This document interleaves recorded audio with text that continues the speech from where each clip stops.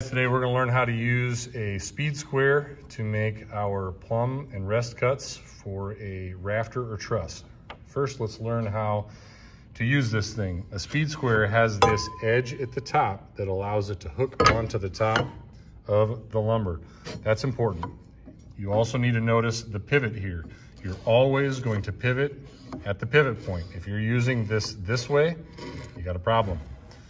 Next, you need to look at the numbers. These are your degrees. If we were to twist this out from the pivot to right there, that would be a 10-degree angle along that edge.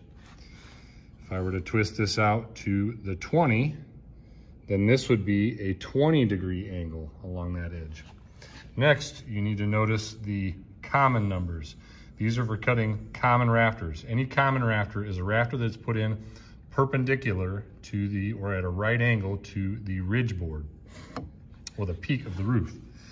Next, you have hip valley. These are for more complicated things that you will not be addressing in this class. So the number one error that I see people make when they're trying to cut rafters is rather than using their common numbers, they mess up and they use their hip valley numbers. There's a lot of other things you can do with this speed square, but for now we'll focus on those things alone. First, we're going to learn how to do a rest cut. So for a 4/12 pitch, that means, again, for every 12 inches of length on your roof, you're going to go up 4 inches.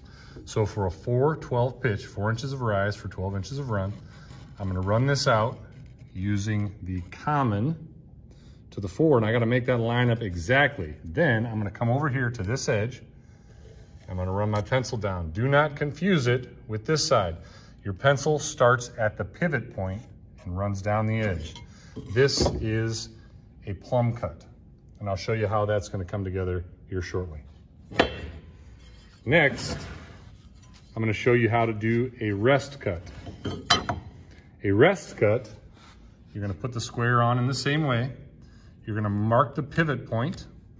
Then I come out here, if I'm doing a 4/12 rest cut, I come to the 4 common. Again, I don't want to confuse that with the 4 hip valley.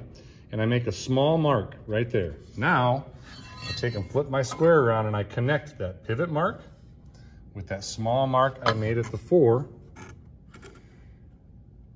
And I connect those lines. Now that won't go all the way across, so I need to spin this around and make that line run all the way through. Now, I want to point out something important to you. If I am off by just a little bit, let's say, see how far off, zoom in on that, see how far off that line is? If I connect these points, but I'm off by just that much, by the time I get to the other side, you can see